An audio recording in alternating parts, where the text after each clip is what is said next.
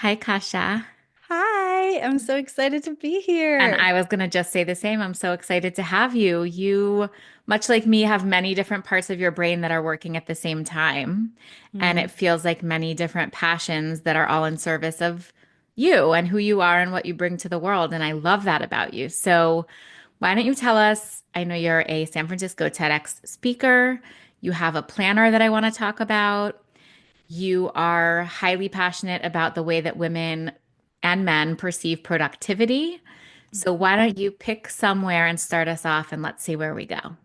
Yeah. Oh my gosh. Well, I feel like I could throw back the kind of multiple areas of passion right back at you, but I have to be careful here because I'm not the one I hosting. know it's hard. It's a hard It's instinct to hard. not start to ask questions. You can ask me whatever you want, but yes, you are the one being interviewed here. I love it. Okay, well, first of all, thank you so much for having me on. I'm so excited to chat with you. I love, love, love your podcast.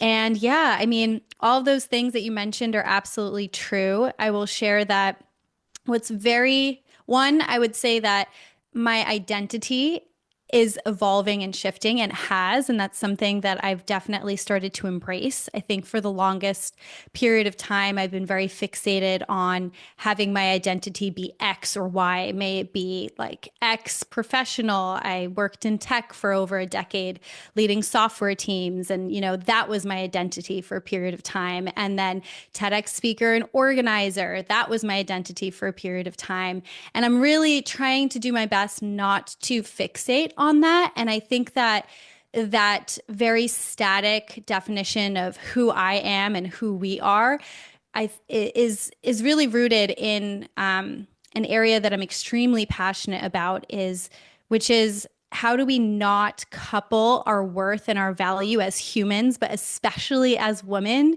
to purely what we do? And I know that you mentioned that productivity aspect in there.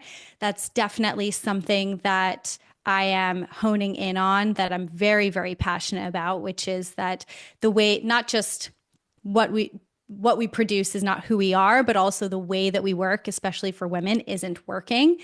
But I think that it goes beyond that. And so, to answer your question, I'm allowing who I am to be evolving, which is, I think, something that can be very uncomfortable. And then two, I think that who I am is not just what I do. And I think that that's something that I've really been leaning into a lot in the last couple of months. It's almost as if you were a fly on the wall during my therapy session today, because Stop. we talked so much about self-worth and the equation of how much money you make and what you do. And I live in Los Angeles, which is extremely wrapped up in that world, and you can't help sometimes but get caught up into it. And the reminder we have to give ourselves, me very much so, that that is not, if you picked me up and put me somewhere besides Los Angeles, nobody would care what I did. But Mm. here, we're so driven by that. It's a little bit crazy. So I love that you're putting your heart into this. Can I ask you something maybe? And then I want to kind of go backwards and then come up to now. How did you, how did this become a passion of yours? And when you were 12, what did you think you would be doing right now? Mm. Oh my gosh, such good questions. Well, when I was 12, I'm pretty sure I'll start with that question first because I think that feeds into the second part of the answer, actually. When I was 12, I don't remember exactly fixating on who it was that I was going to be. I was a very creative child. And so I spent a lot of time playing pretend, pretending to be the characters that I would read about, the characters in the books that I would read about from different eras, from I think I was reading Harry Potter at the time. So I would organize Harry Potter camps for the kids in my community and then also participate in that. But then the next day, I would pretend to be a cowgirl, like out in the West or something like that. And so I felt like I really never fixated about what that future would look like. I just knew that I wanted to create and do something that really lit up my heart. And I know that that may not be the answer that you were looking for No, exactly, it's but great. It's your yeah. honest answer. I think I asked because some people decide at 12 what they want to be, and they spend their whole life pursuing that and realize maybe Mm, it wasn't what was meant for them. Or they pivot at a certain point, and that piece of the pivot is a very challenging time in their life. So I was curious if there was like some sort of hardship for you in turning, and that's why this maybe became your passion. Mm.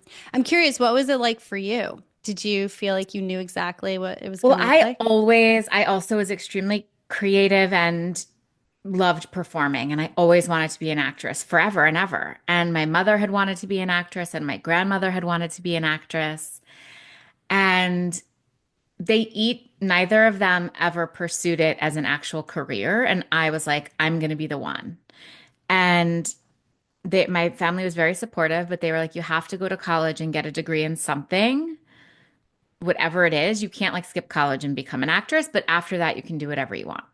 So I did get a degree in behavioral science and criminology, which ended up serving me well. But that at the time, I was like, I'm just going to pick something.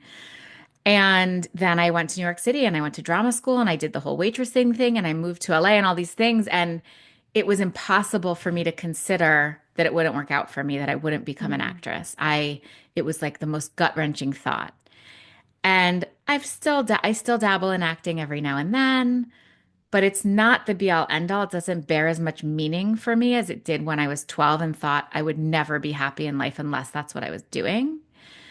And what I found is that even at maybe double that at 24, I would have been crushed if you were like, you're not going to be a hugely successful actress.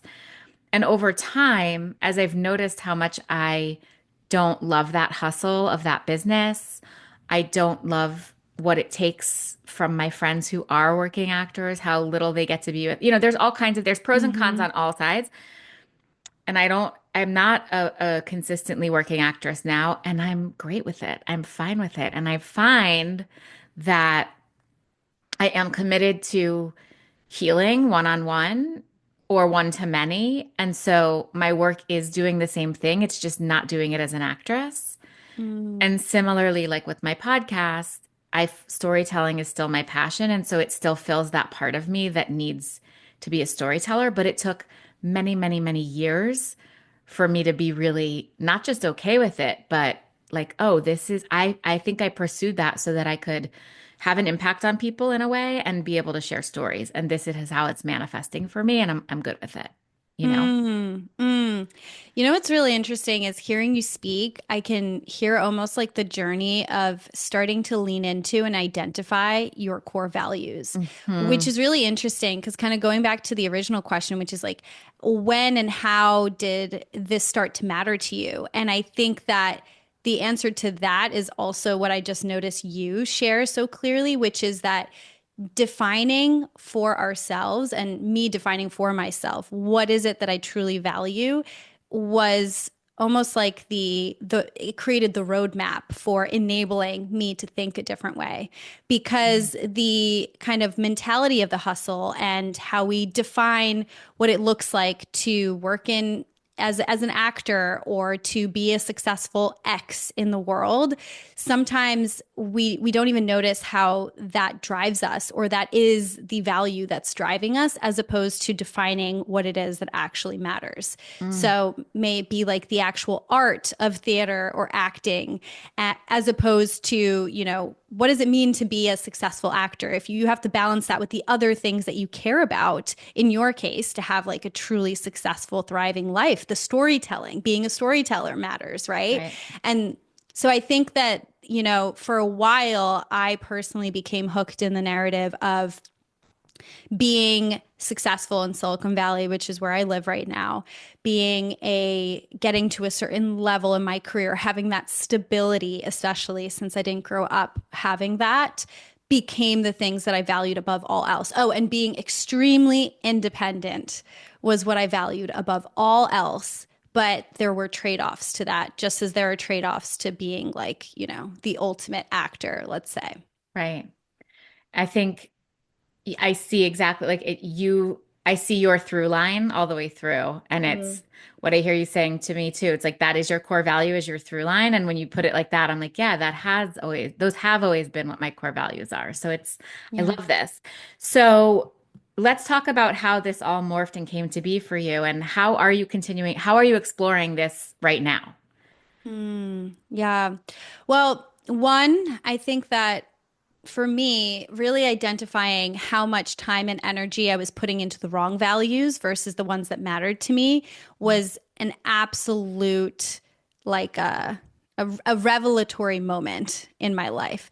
But it didn't come prettily Yeah. packaged the way that I'm describing it. It actually came from a lot of rock bottom moments. So over the course of my career, I've been able to, achieve things that I never thought were possible. I grew up in an immigrant household with parents that are very loving, but were entrepreneurs. And I've witnessed my dad's company grow and completely crash to the ground multiple times where we really didn't know what our financial situation would look like year over year. And that created a lot of instability.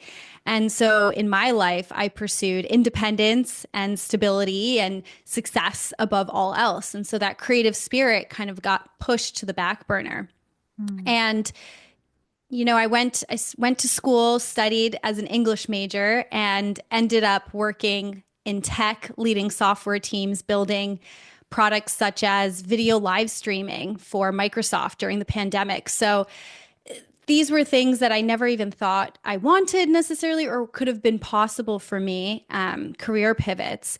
And despite all of those accolades on paper, my health was really, really suffering. And so, through putting such an emphasis on the hustle and the success and all the things it would take to make those things happen, make TED happen, make a lot of those accomplishments happen, I ended up putting my health on the back burner for many, many years. And it was a series of health rock bottoms, which felt at very much conflict with success, that made me really start to reevaluate not just, what I was choosing to prioritize and what I was trading off, but I really started to look at, is the way that I'm working not working for me? Like Mm. the habits and the styles that I've adopted to get to this level of success, it required me to trade off on health. And I think that I'm not alone in that. I think that a lot of women suffering from burnout can relate to that. Can I ask you what, you don't have to go into the details of what the health crises were, but, or rock bottoms were. You're welcome to, you don't have to, but did it take several of them for you to finally think, oh, maybe Yeah. this is the through line here? Yeah, yeah. So I have several autoimmune conditions. I have eczema and I have endometriosis, and Oh, both of girl. those. Oh my gosh, yeah. There, it's rough. A It's lot. rough, and a lot of their people have eczema, but the type of eczema that I would have through really ignoring taking care of myself, and going beyond my max capacity for many years would be the result of I would end up having full body eczema, like head to toe, from my scalp to my knees, like a sunburn for months on end. Completely Sorry. debilitating. Yeah. So cycles of that, cycles of every single month, endometriosis that would create such severe period pain that it would bring me to my knees, Mm, literally and figuratively, right. for a couple of days every month. And it was extremely, extremely debilitating. Um, yeah. Yeah.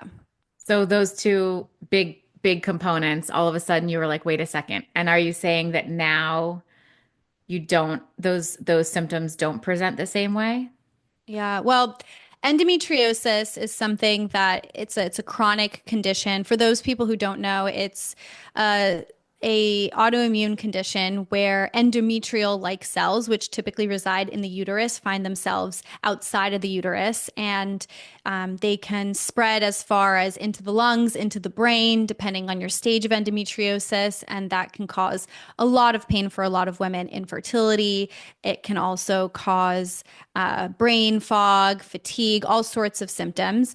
And because that is something that kind of progresses over time, it's not entirely reversible from a physiological point of view. But the symptoms, through changing how I operate, have absolutely adjusted. I mean, Amazing. it's been it's it's like a night and day experience through changing some of my work habits, my dietary choices, and how I treat my body throughout the month. It influences how I experience my cycle now. And with eczema, yeah, I'm totally clear. Like no drugs, and I used to have to get UVB treatment 3 times a week. And I was all the way up to the point of receiving prednisone shots Hmm. for how bad the flares were. Oh my gosh. Okay, so these have Yeah. all been managed. So how long did this process take to get it to a point where you're very good with both now? Yeah. Okay, that's another myth that I think needs to be debunked. Like, it took a while to get it to be that bad. I think that's the case for a lot of chronic conditions, right? These autoimmune diseases, they take a while to get to the point where they're that debilitating. And so it did take years to get back into balance. It wasn't Mhm. something that, was an overnight shift. And I left tech in 2021 to study Chinese medicine, start my graduate degree in Chinese medicine. And that was kind of the beginning of that journey, like stepping away from not just an environment that was toxic at the time, but I think the way that I was operating in that environment was toxic. I think that knowing what I know now, I could have a completely different experience. But it took a couple of years to really bring myself back to balance. Yeah, I would imagine that for sure. So you mentioned you used the word cycle a couple times, and I know cycles Mhm. are a big part of your work. So can you talk to me about how that passion came to be? Yes.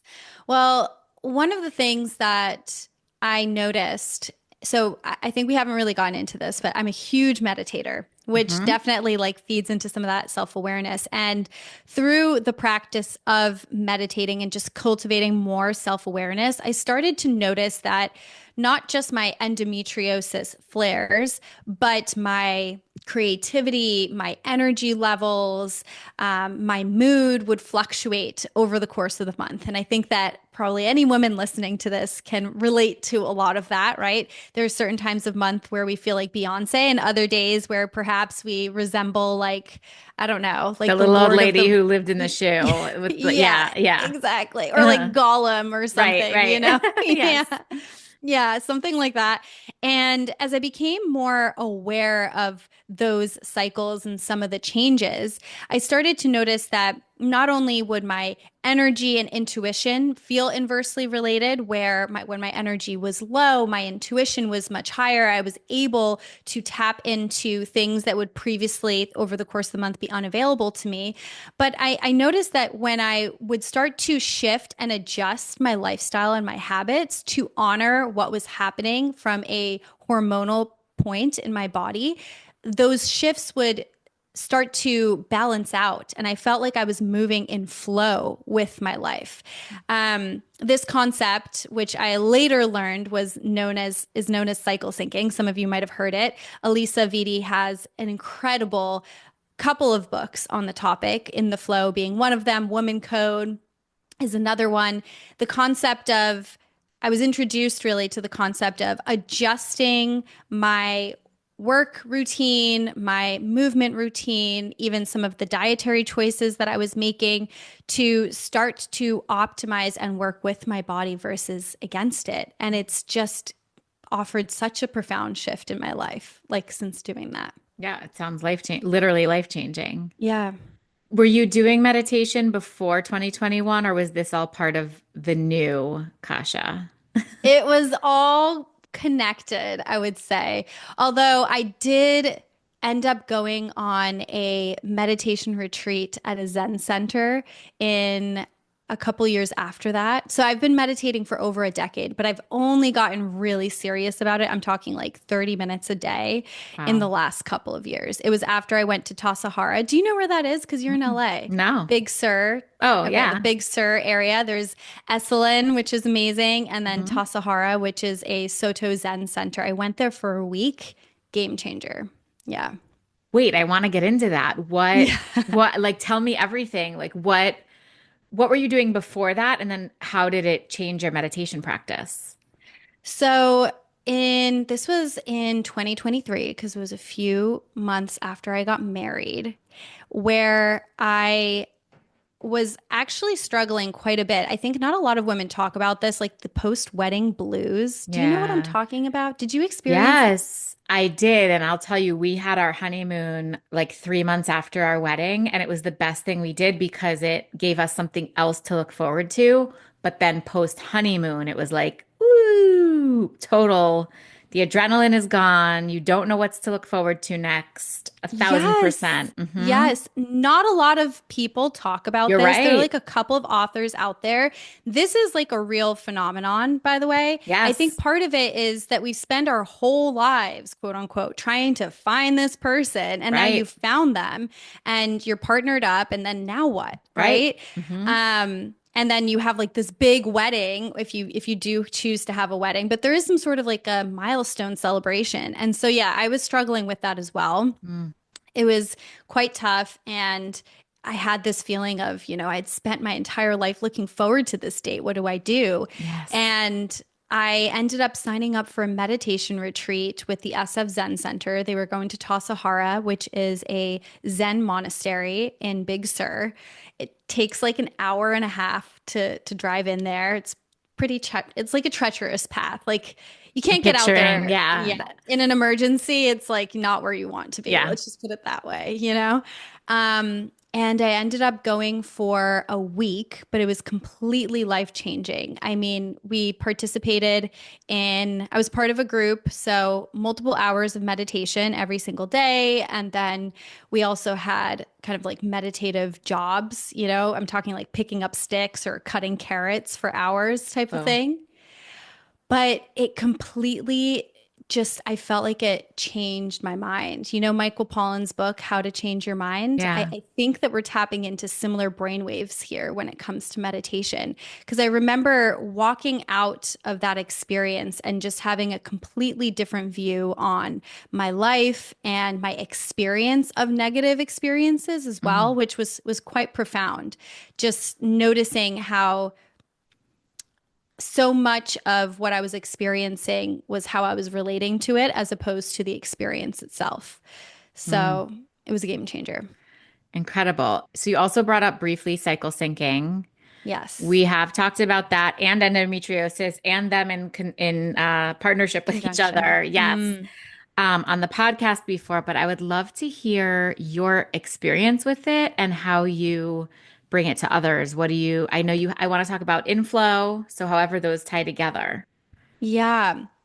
So, cycle syncing is really the art and science of adjusting your habits to align with where you are in your cycle. So, starting kind of on day one of your cycle and then adjusting that over the 4 phases of your cycle, which we can definitely get into. For me personally, the biggest changes have come through not even getting super honed in on the individual 4 phases because as women, our bodies are not quite binary like that. Mhm. You're not in the menstrual phase and then the follicular phase and then the ovulatory phase and then the luteal phase, right? There's a little bit more of a flow, and every single body is different. And really starting to track and honor how my energy would change over the course of my cycle and then adjusting appropriately. So, practically speaking, this looks like taking more time to rest or reflecting and refining during the first part of my cycle, and then shifting into some of the more high energy activities, pitching, doing more creative work right after my cycle, doubling down on those things. And then again, towards the tail end of my cycle, kind of tapering off. So, really following the ebbs and flow of my energy and adjusting what I'm doing from a productivity point of view. Now, I can get into more detail for the 4 phases if you want. I know you said that you've covered it. Let me know if No, you want not in some of that. detail. I would love that. And then also, I mean, I'm super umi in terms of the moon. So curious Oh, we could definitely talk about yeah. that. Okay, good. Let's get into it. I love it. Okay, okay. So as women, there are, 4 quote unquote distinct, they're not like distinct by day, meaning that, oh, on day 7, you switch from this phase to that phase. It's a little bit more fluid depending on the length of your cycle. But there are 4 kind of general themes or general phases that take place in our cycles. So it starts with when we bleed, that being the menstrual phase, where our hormones are at their lowest. And what I think is really incredible is though our energy is at its lowest during this time, our intuition and our clarity is actually at its highest. And I'll talk about how this ties together with the end of the cycle prior, as I kind of go through explaining this. So this is this beginning part of our cycle, which is day one of our bleed through to when it starts to taper off, is a really powerful time to nurture and feed ourselves. Like from a Chinese medicine point of view, which is really interesting, burning the candle from both ends, continuing to go ham when your hormones are at the lowest, that takes away from your savings account for the future. So that kind of mentality that we have, especially in the West, no pain, no gain, you can rest when you're dead. It's a little bit false, and especially for women. There's so much research now that shows that injuries are you're more likely to become injured when you do high intensity workouts, when your hormones, like estrogen especially, which is protective, is low during this time. Mm-hmm. And so what I like to think about is this beginning part of the cycle, and really the end of the last cycle into the beginning one is a powerful time for restoration, taking it a bit easier. That might just be a couple of days that you need to honor that. Might be, a few days for others. But from a productivity point of view, this is definitely a time where you want to do more reflection. You want to take it easier. Same for your workouts. And from a food point of view, you want to nourish your body. So really thinking about from a seasonal point of view, this is kind of the inner winter, so to speak. So warm foods, soups, stews, anything that'll really rebuild your mineral stores. So seaweed, some red meat, if you consume that, those are great foods to eat during that time. And that really prepares you for the rest of the next 3 phases or 3 seasons, so to speak. So that's the beginning part. And you'll have to tune into your own body when you transition into the next phase. But the next 2 phases are really, from a seasonal point of view, your inner spring and then your inner summer. And those are known as the follicular and ovulatory phase. This is where your estrogen starts to rise as you prepare for ovulation. And you'll notice that for a lot of women, confidence starts to rise with that. It's no surprise you feel more energy. We have, a bountiful source of estrogen during this time. For a lot of women, this can be a period of time where you have dewy skin, where you feel more outgoing energy-wise. This estrogen is also very protective, as I mentioned. This is a great time to do some of those higher intensity workouts. In fact, there's research that shows that women experience more strength gains during their follicular and ovulatory phases, so especially the first half of their cycle, than they do in the second half of their cycle. And so when it comes to thinking about our workout routines, that cookie cutter plan for, having it be the same every single day of the month doesn't make that much sense. And the same applies to creativity and productivity.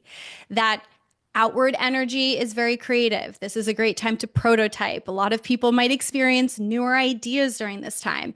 It's also a great time to start to pitch other people, sales calls, if you can schedule it during the time, the big meetings, if you can schedule during this time. I mean, I'm having this interview, not in my luteal phase or menstrual phase. Like yes. I actually do plan for that because my words flow so much easier when I do that. So yeah, again, we're moving from winter into spring and then into summer. Summer is that ovulatory phase. This is literally when we ovulate. This is when the egg is typically released from our ovaries, starts to journey on down to potentially be inseminated and implanted if it goes in that direction or not. But this is also a time where that sensual energy lends itself to higher confidence. And so this is like the inner Beyonce era. Mm-hmm. So we've done winter, spring, summer, and now we're moving into fall. For a lot of women, this is the season of PMS. I used to really have a contentious relationship with this season that has since changed in my life. I used to struggle with this because my energy really starts to dip during this time, sometimes even more so than during the rest of my actual bleed. Like the first 2 days of my bleed, my energy is low. But during the late luteal part of my cycle, right before I bleed, there's a lot happening hormonally. And this is where a lot of women will notice their inner critic come up. As the energy dips, the intuition pops up. And I think that that inner negative narrative, if it comes up, or any inner narrative, can be a lot louder during this time. And if we turn towards that from a kind of spiritual or from an emotional perspective, we can start to heal some of those things that actually drive us through our entire cycle that may not always be obvious. So, the parts of ourselves that think that we're not doing enough, the parts of ourselves that tell us that we, I don't know, gained weight and look horrible, they're more likely to come up during this time. I mean, of course, hormonally, we might also be experiencing some bloating that might be contributing to it. But this is a great time to start to shift your relationship with the deepest, darkest, most shadowy parts of ourselves. And that negative perspective that we have of the PMS phase, so to speak, before our period can actually be shifted into a beautiful one. Now, from a kind of seasonal point of view, this is autumn. It's time to start to bring in some of those warmer foods, start to nourish ourselves for the impending winter that is coming. This is a good time to focus on completing tasks. There's some incredible research that was published over the last couple of years that shows how women's brains in change and shift over the course of our cycles.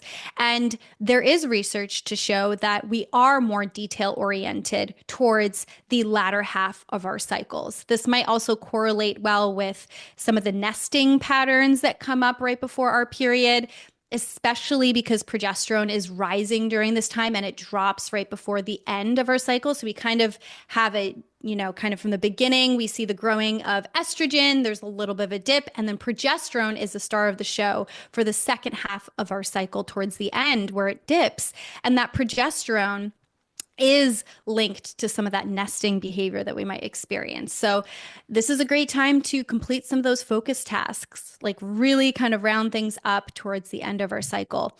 And that is kind of the journey through our innermost seasons. The thing that I want to emphasize is that the idea is what can you bring in, not necessarily just take out or what you cannot do.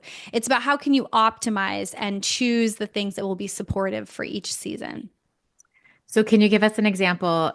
I mean, I'm sure you work with women and talk to women about this, but maybe just for you, like what are some of the things that would nourish in each season? Yeah. Okay, so I'll focus on the work side of things because I Okay. think this is also where I've been really focused. We've been working with LinkedIn, Microsoft, talking to several Fortune 500 companies about bringing this concept of a different type of productivity to the workplace. But I'll actually use some very concrete examples from a product management stance. So beginning of my cycle, menstrual phase. Let's say at Microsoft, I used to work with engineers. And so we were always on schedules of designing, iterating on, and shipping products. So, what does that look like over the course of the 4 seasons, starting at the very beginning of my cycle? This would be a time for really reviewing the roadmap, optimizing the roadmap, figuring out what should we be bringing in for the next couple of weeks. So again, it's just a couple of days of a real opportunity to start to focus in on how can we optimize the workflow. So reviewing roadmap, preparing the specifications for the next couple of weeks, that would happen at the beginning of the cycle. Moving into the follicular and then ovulatory phases, this would be a great time for presentations to leadership during the ovulatory phase, or B, this is an era of a lot of creativity. So designing new product features. I was so surprised by how many new ideas would come out during this time. So designing new specs, doing user research with potential customers to figure out where our gaps lie and what can we do differently, and then moving that into presenting to leadership during the ovulatory phases. Of course, I cannot hold off on all meetings, right, during the entire cycle or the Sure. entire month. But just choosing to do it, especially when I wasn't the lowest on my energy, would be some of the habits that I would bring in. And then moving towards the end of my cycle, into the luteal phase, this would be a great time for doing QA work, responding to customer emails, closing out a lot of tasks. So, a lot of us have the to do list backlogs that require more inner one on one focused work. And those would be some examples of the things that I would do. Go back to responding to customers, cleaning up backlogs, and kind of preparing for the next cycle to come. Wow, that is. Sorry, hold on. I think my AirPod just died because I Oh, can't hear yeah, you. no Give me one worries. sec. I have another one that I've been Woohoo. Okay. Okay. You hear Say me? something? Yeah. Yes. Okay. Yes. Perfect. Crazy. There was no, it was perfectly smooth on our end. Okay. So when you talk about sort of using your femininity in a masculine workplace, is Mm. this the same thing? Is this what you're talking about, or is there more to expand on in that realm? Yeah. Well, I think that yes, honoring our cycles as women and starting to, whether it be outwardly or just inwardly with our decisions, make different choices as women to take care of ourselves is absolutely part of it. I think that's the very first step, right? To recognize that as women, biologically, physiologically, we are built a bit differently, but that is a good thing, right? It is truly, truly an incredible thing because men, their hormonal cycle is truly refreshes every 24 hours. Every single day is the same for them. Their testosterone is at its highest peak at the start of every day, and then it goes through micro cycles throughout the day, but it fully refreshes every 24 hours. And as women, we're different. And I think creating a starting to lean into those differences and celebrate them and honor them is so unbelievably key, as opposed to expecting women to just operate like men. But I think it also goes beyond that. And I think that this requires a broader cultural kind of reevaluation. Like, do we value some of the feminine gifts that exist in the world?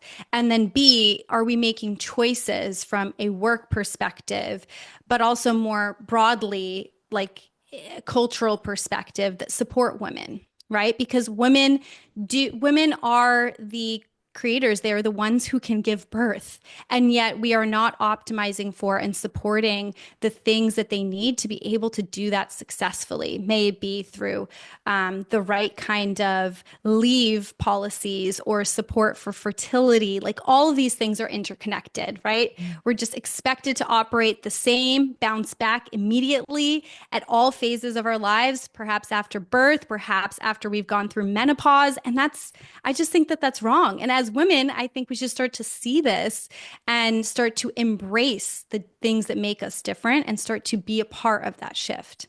I love that. You actually said the magic word, which was menopause. I was going to ask you, I mean, Mm. so much of this must still apply to women in perimenopause and menopause, but their cycles are not as clear as those four seasons. How do Yeah. we, and I'm asking honestly for personal reasons, like, I don't know. I had a hysterectomy after I gave birth, so I don't know what my cycle is. I still have my ovaries, which means I'm still ovulating, assuming that I still am. But I have no clue what I have no way to really track, or I guess there is a way, but I haven't tracked where I even am in my cycle. How would somebody going through perimenopause or menopause do that, and how would they work it to their advantage? That is a fantastic question. So, the first thing that I want to mention is I kind of want to split out those two a bit because perimenopause and menopause are quite different, right?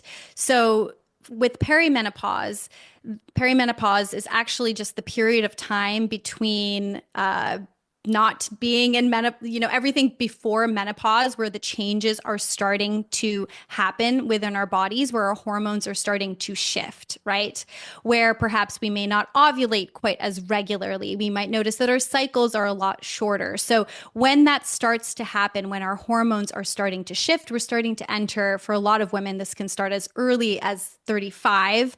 It might start later for some other women, but it is that transitional period before menopause. menopause. And that is very different because during that time, though our cycles are still happening as a signal, they might look very different. And this is where I think that, at the beginning, I was talking about the importance of, taking what it is that I'm sharing as a concept and then applying it to your own body is so unbelievably crucial because as a woman that might be entering perimenopause, you might notice that your cycle, which is normally every 28 days, is now much shorter or much longer. It looks Right. different.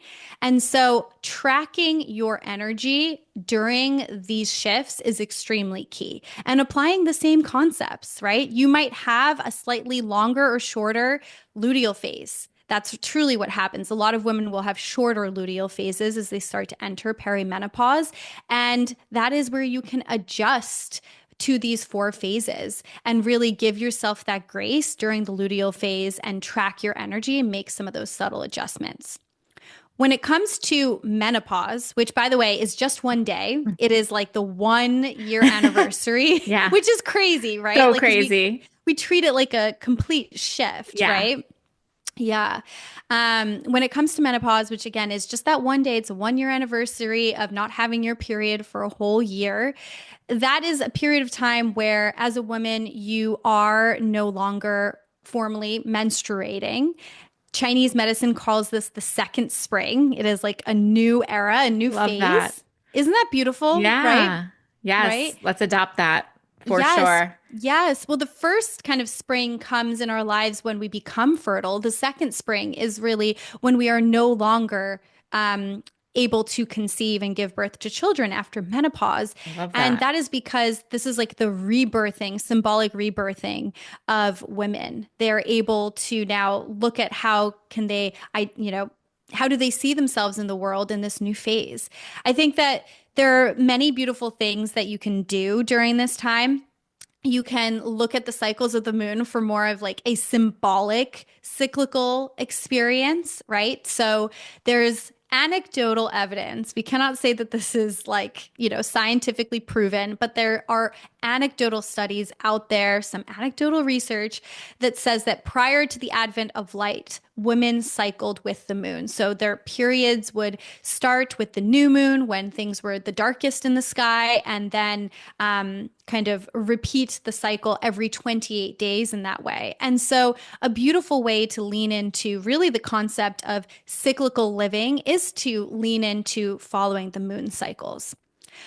One thing I do want to offer, and this is just like a meta experience, so I hope it won't be overwhelming as a concept.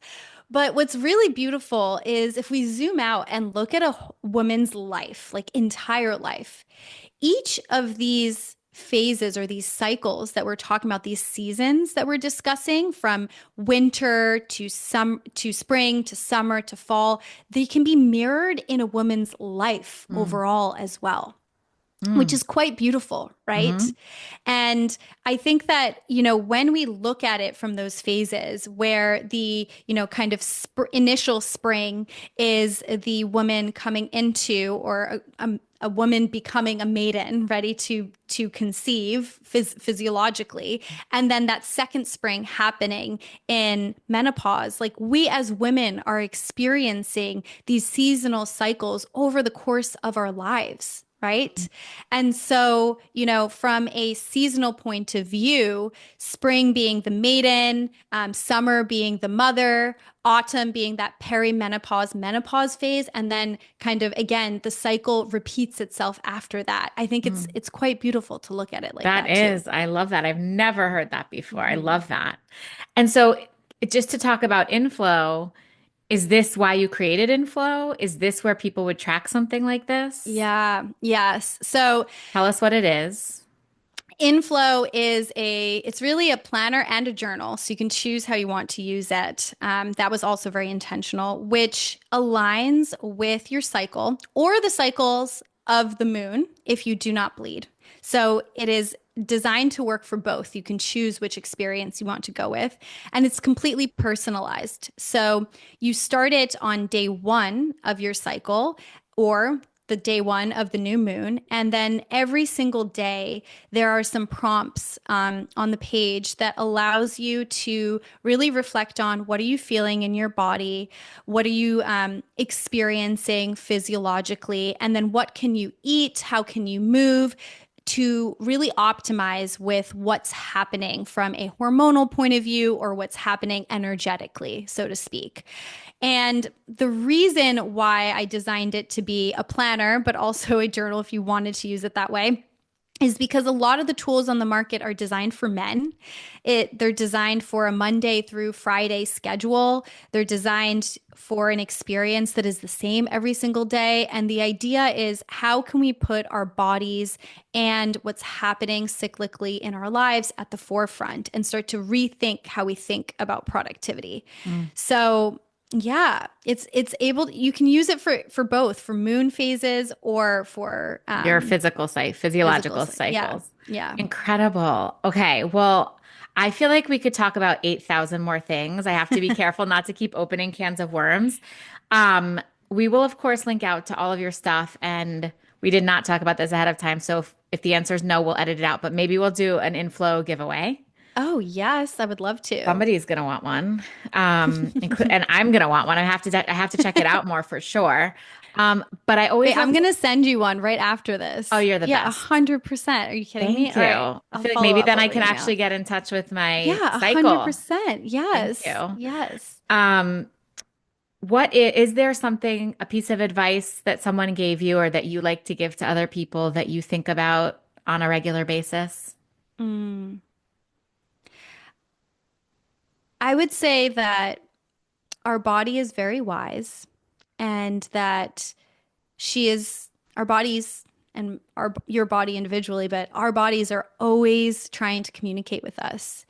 I think that for a long time I treated these symptoms and the signs and things that felt off as I felt like I was at war with my body a lot of the time, and especially autoimmune disease where you have your immune system attacking you. And so I think the advice that I would just love to offer for women is that there's something very beautiful that happens when we turn towards our body and try to build a kind, compassionate, loving relationship with her.